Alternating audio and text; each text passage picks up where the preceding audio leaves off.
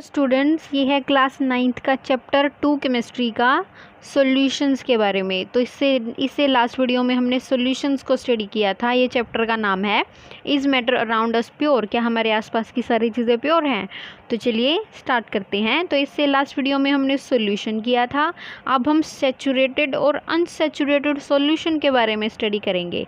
तो इसका मेन सा एग्जाम्पल तो यही है, अगर हमारे पास जितना सॉल्वेंट है और जितना सोल्यूट है, अगर वो दोनों सेम मात्रा में हैं, यानी कि उनकी जो अमाउंट है वो बिल्कुल सेम है, तो वो हमारा हो जाएगा सैचुरेटेड।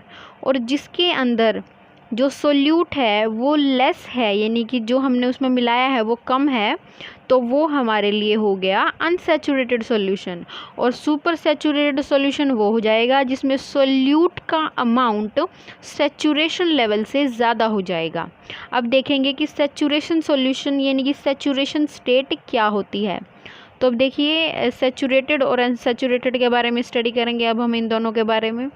तो चलिए नेक्स्ट स्टडी करते हैं इसके बारे में। तो सबसे पहले हम इसकी डेफिनेशन करते हैं। A solution in which no more solute can be dissolve at a given temperature is called saturated solution. यानी कि हमने किसी एक सॉल्यूशन को लेना है, उसके अंदर हमने सोल्यूट को डालना है, टेम्परेचर चेंज हमने नहीं करना है।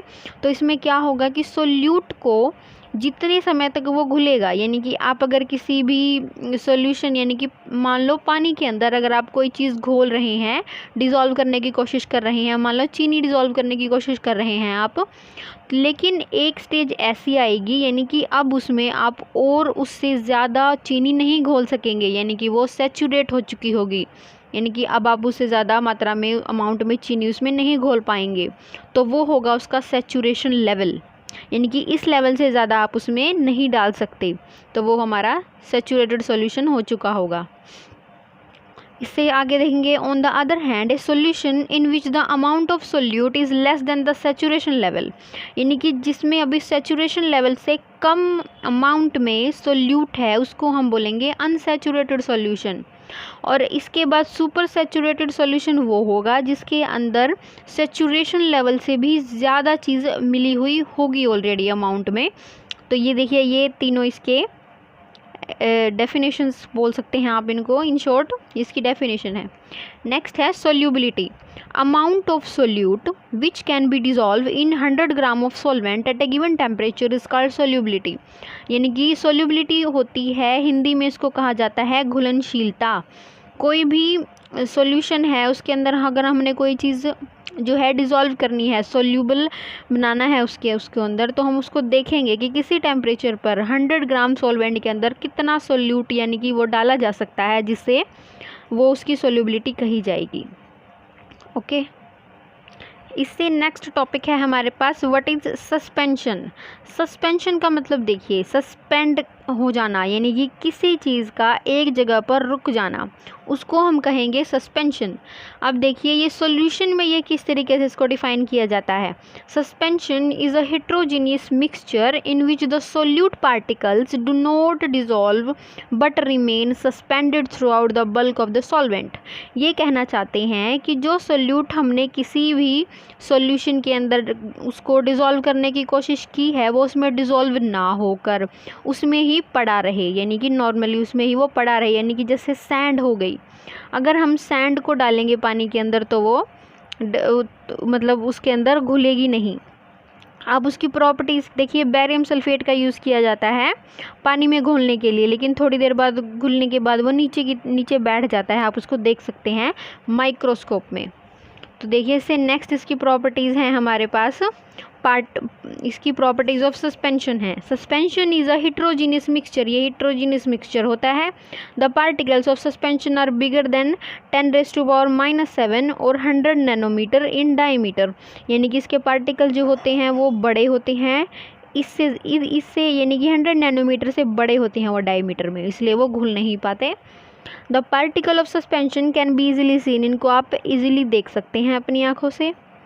दे मे और may not be visible by naked eye but they are visible under microscope. कई बार ये देखे भी जा सकते हैं आँखों से और कई बार नहीं भी है, लेकिन हम इसको माइक्रोस्कोप के अंदर बिल्कुल देख सकते हैं। एक्सरे में भी ये दिखाई दे सकते हैं अगर ज़्यादा मात्रा में हो तो। The particle of suspension scatter a beam of light passing through it make its path visible. तो कई बार क्या होता है, जब पेट में कोई चीज़ अटक जाए, यानी कि जो हमारी एंटेस्टाइन्स है वहाँ पर कोई चीज़ जो है वो रुक जाए, तो उसमें बैरियम सल्फेट पिलाया जाएगा, जिसमें क्या होगा कि जहाँ जहाँ से वो जाएगा उस समय पता चल जाएगा कि ब्लॉकेज कहाँ है। तो इस तरीके से क्या होगा कि जब एक्सरे होगा तो वो विजिबल लाइट की जो लाइट है वो उसमें से पास हो जाएगी, लेकिन जहाँ से पास नहीं होगी तो मतलब वो वहाँ पे कोई चीज़ अटकी हुई है। The particle of suspension settle down when left undisturb therefore the suspension is unstable. यानी कि पार्टिकल सस्पेंशन है वो सेटल रहेंगे जब तक हम उनको छेड़ेंगे नहीं, और जब हम उनको ऐसे ही रख देंगे नॉर्मल स्टेट में तो वो सस्पेंड हो जाएंगे, यानी कि नीचे की तरफ टिक जाएंगे। The suspension can be separated from mixture by process of filtration. इसको फिल्ट्रेशन के ज़रिए हम अलग कर सकते हैं। तो ये हो गई हमारी प्रॉपर्टीज़ ऑफ सस्पेंशन। इसे नेक्स्ट हम करेंगे कि हमारा कोलोइडल सॉल्यूशन क्या होता है। तो इससे नेक्स्ट टॉपिक है हमारा कोलोइडल सॉल्यूशन। तो कोलोइडल सॉल्यूशन क्या होता है, ये वो सॉल्यूशन है in which the size of solute particle is intermediate between those of true solution and suspension. यानी कि इसमें वो पार्टिकल होते हैं जिनका साइज इंटरमीडिएट होता है। इंटरमीडिएट किन के बीच का इंटरमीडिएट होता है, एक तो ट्रू सॉल्यूशन वो होते हैं जिनके अंदर कम्प्लीटली चीज़ें डिज़ोल्व हो जाती हैं, और सस्पेंशन क्या है कि चीज़ें सस्पेंड रह जाती हैं, यानी कि वो डिज़ोल्व नहीं होती। तो इन दोनों के बीच में जो चीज़ आती है उसको हम कोलोइडल सॉल्यूशन कहते हैं।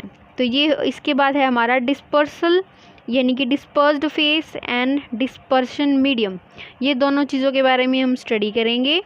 अब देखिए डिस्पर्स्ड फेज क्या होता है। डिस्पर्स्ड फेज वो है, it is a component which is present in small proportion and consist of particle of colloidal dimension. यानी कि ये कम मात्रा में प्रेजेंट होता है, यानी कि प्रेजेंट इन स्मॉल प्रोपोर्शन, और इसमें कैसे पार्टिकल होते हैं जिनका डायमेंशन इतना हो, यानी कि 10⁻⁻9 से लेकर 10⁻⁻7। और नेक्स्ट है dispersion medium. It is a component which is present in excess. यानी कि डिस्पर्शन मीडियम वो है जिसके जो ज़्यादा मात्रा में रहता है, and act as a medium, जो मीडियम के तौर पर काम करता है, जिसके अंदर वो डिस्पर्स किए जाते हैं किसी भी सॉल्यूशन के पार्टिकल्स। यानी कि जो पार्टिकल हमने डिसॉल्व करने की कोशिश करी है वो इसी मीडियम के अंदर डिसॉल्व किए जाते हैं। तो ये देखिए सल्फ़र इन वाटर, इसका सबसे बेस्ट एग्जांपल है सल्फ़र इन वाटर, यानी कि सल्फ़र को पानी में घोलना।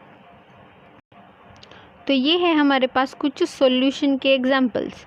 डिस्पर्जन मीडियम अगर गैस है तो हमें एरोसोल के रूप में ऐसी चीज़ें दिखाई देंगी जो हमें दिखाई देंगे, जैसे हमें फोग दिखाई देती है, कई बार स्मोक दिखाई देता है, स्ट्रॉम के अंदर डस्ट, क्लाउड्स, ये सारी चीज़ें हमारी आती हैं सस्पेंशन यानी कि कोलोइडल सॉल्यूशन के अंदर आती हैं ये चीज़ें। ऑटोमोबाइल एग्जॉस्ट यानी कि उसमें से जो धुआं निकलता है वो भी हमारा कोलोइडल सॉल्यूशन होता है। ये सारे अलग अलग टाइप के एग्जांपल्स दिए गए हैं, आप यहाँ पे वीडियो को पॉज करके इनको नोट कर सकते हैं।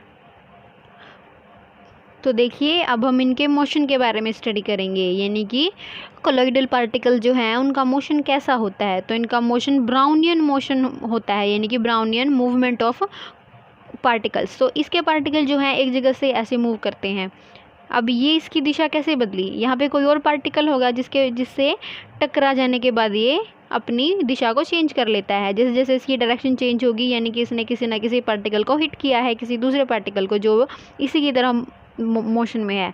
तो ये कैसा मोशन है, ये इसको हम कहते हैं ब्राउनियन मोशन, क्योंकि इसकी जो डिस्कवरी है वो मिस्टर ब्राउनियन ने की थी। और इसका जो मोशन है, यानी कि ये जिस तरीके से चलता है, इसको हम कहते हैं zigzag motion of the particles, इसका ब्राउनियन मूवमेंट, इसको ब्राउनियन मूवमेंट कहा जाता है कोलोइडल पार्टिकल्स के लिए। तो इसमें देखिए ये कुछ नहीं है ज़्यादा, इसमें आपको पढ़ने की ज़्यादा ज़रूरत नहीं है। इसका एक एग्जांपल दिखाऊंगी मैं आपको, इफ़ेक्ट क्या होता है इसका ट्रू सॉल्यूशन और इसी सॉल्यूशन के अंदर। तो ये थोड़ा सा इफेक्ट दिखाया गया है कि सोर्स ऑफ लाइट जब लेंस के अकॉर्डिंग इसमें से जाती है तो हमें क्या दिखाई देता है कि ट्रू सॉल्यूशन के अंदर से जो पार्टिकल्स हैं वो इसको स्कैटर नहीं करेंगे। तो देखिए beam of light not visible, यानी कि इसके अंदर ये विजिबल नहीं हो रही, लेकिन इसके अंदर ये विजिबल है क्योंकि ये कोलोइडल सॉल्यूशन है। इसमें देखिए कि जो पार्टिकल जिगजैग मोशन में होते हैं तो उनके बीच में थोड़ा बहुत स्पेस होता है, तो उसी स्पेस के अंदर से जो है लाइट पास कर जाती है और हमें विजिबली दिखाई देती है। तो ये हो गया हमारा टाइंडल इफ़ेक्ट, टिंडल इफ़ेक्ट भी इसको बोल सकते हैं। ठीक है, तो यहाँ तक हमारा ये जो है सस्पेंशन और ये कोलोइडल सॉल्यूशन ये ख़त्म हो जाता है। अब हमें इसकी प्रॉपर्टीज़ पढ़नी है सिर्फ। यहाँ पर ये जो है जो टॉपिक है ये टॉपिक यहाँ पे फिनिश हो जाता है। तो इसकी प्रॉपर्टीज़ क्या हैं? ये हेटेरोजेनस मिक्सचर होता है, इसमें डिस्पर्स्ड फेज और डिस्पर्स्ड मीडियम होते हैं, ये हमने स्टडी कर लिया है। साइज़ इसका 10⁻⁻7 से लेकर 10⁻⁻5 तक होता है, ये भी हमने स्टडी किया है। The particle of colloidal are too small to be seen by a naked eyes, यानी कि इनको हम नॉर्मल आँखों से नहीं देख सकते, ये भी हमने स्टडी कर लिया है। तो लेकिन ये पार्टिकल इतने बड़े तो होते हैं कि जो बीम ऑफ लाइट है उसको स्कैटर कर सके और light pass through it and make it the path visible, जिसमें क्या होगा कि हम इनका पाथ जो है वो हमें विजिबली दिखाई देगा। ये चीज़ भी हम टिंडल इफेक्ट में देख चुके हैं। ए कोलोइडल इज क्वाइट स्टेबल, यानी कि ये थोड़ा सा स्टेबल होता है। The particle do not settle down when left undistributed, यानी कि ये जो है पार्टिकल नीचे सेटल नहीं होते जब इनको हम अनडिस्टर्ब रखते हैं। The particles of colloidal solution cannot be separated by mixture by the process of filtration, यानी कि इनको फिल्ट्रेशन के ज़रिए हम निकाल नहीं सकते इनको, बल्कि हम किसी और टेक्निक सेंट्रीफ्यूज के ज़रिए हम इसको बाहर निकाल सकते हैं, यानी कि इनको अलग किया जा सकता है। लेकिन फिल्ट्रेशन के ज़रिए इनको नहीं किया जा सकता, ना तो ट्रू सोल्यूशन को किया जा सकता फिल्ट्रेशन के ज़रिए और ना ही कोलोइडल सोल्यूशन को किया जा सकता। अब नेक्स्ट में हमें इसकी प्रॉपर्टीज़ हैं जो हमने अभी देखी हैं। तो ये आप वीडियो को पॉज करके इस टेबल को अच्छे से स्टडी करेंगे और इसको अपने नोट्स में तैयार कर लेंगे। तो यहाँ पर ये वाला टॉपिक ख़त्म हो जाता है। इससे नेक्स्ट हम मिक्सचर के कुछ कंपाउंड्स के बारे में स्टडी करेंगे जो आएगा हमारा नेक्स्ट वीडियो में। Okay, thank you.